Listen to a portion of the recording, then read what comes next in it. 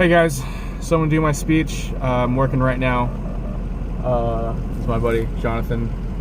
So I'm gonna try to hammer this out so I can pass this class. So I'm gonna do my speech on education and how we should fund it. So without further ado, I'm gonna begin. How many of you have grown up in school and have noticed that other schools around you or other schools in the area happen to be a lot more well-funded than the others? I went to public school and I grew up in a pretty interesting part of California where you could say it was low income, and whenever we played flag football with other schools, we'd run into the charter schools or the private schools, and man, they had all the new stuff, the new coaches, new equipment. But we had hand-me-downs from forever ago. My persuasive speech is going to be about how we should fund education as a country and kind of pointing out the problems that we have here in the U.S. and how other countries overseas are doing it. So I'm going to break this down into 3 points. First one is just going to be about listing the problems that we see here in the U.S. Second to that, I want to kind of compare how some schools overseas or how some countries overseas fund their education, and lastly, to talk about the benefits of investing in teachers and schools. So it's pretty clear one of the biggest issues with our education system is a lack of funding. I mean, every other year there's a teachers union going on strike, and they have to work multiple jobs to just make do. And it isn't fair. Teachers are the ones who work the most hours but still get paid the same rate every month. And I've got multiple friends who work bartending or restaurant jobs on top of teaching because the salary just isn't there. Another problem is that a lot of schools have a hard time funding programs. Music programs, STEM programs, art programs, all these things are great. But usually when it comes to budget cuts for a district, they're the first things that get cut. One of the more bigger issues that most of us here at Park kind of see is how expensive college is. Back in the 80s, one semester of tuition was maybe $2,000 per semester.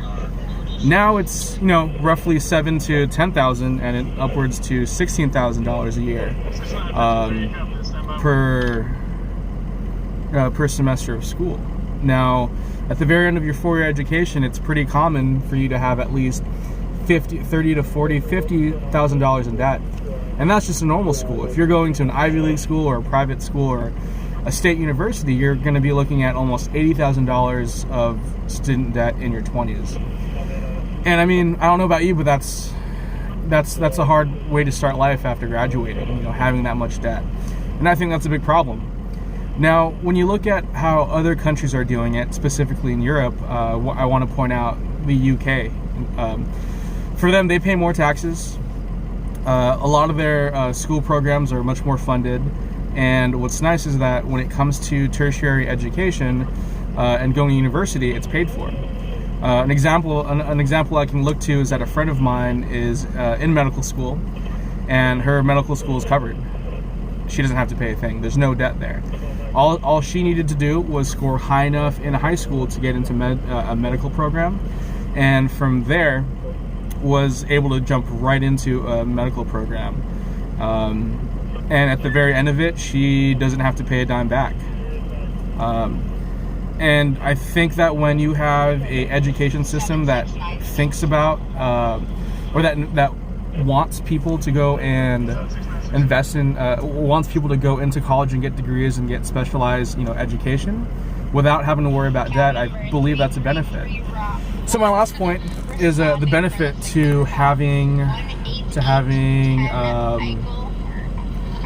more money in the education system. Teachers alone have such a big enough job. There's no need for them to be running around working as bartenders, working in restaurants to supplement their income.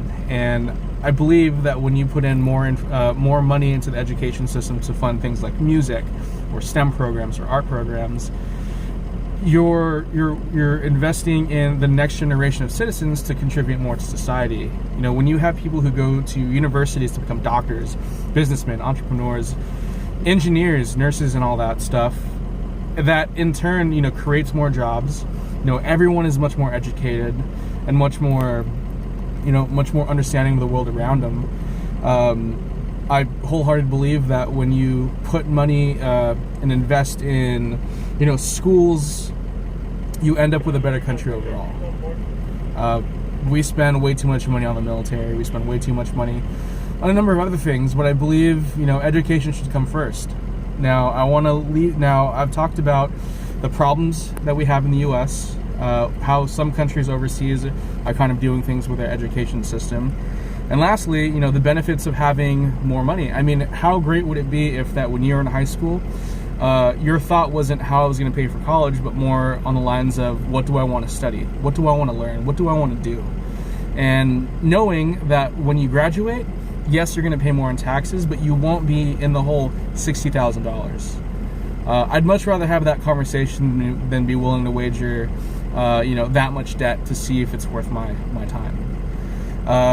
So think about it. You know, go back and think of where you would be right now if you lived in a system where when you grew up, everything was accessible to you. New textbooks, high-paying teachers, new facilities. You know, being able to think of university as, you know, a next step, as more rather than it being, you know, a ball and chain when you graduate. So yeah. Anyway, I hope you guys are well. Wash your hands. Stay inside. Yeah. See you guys.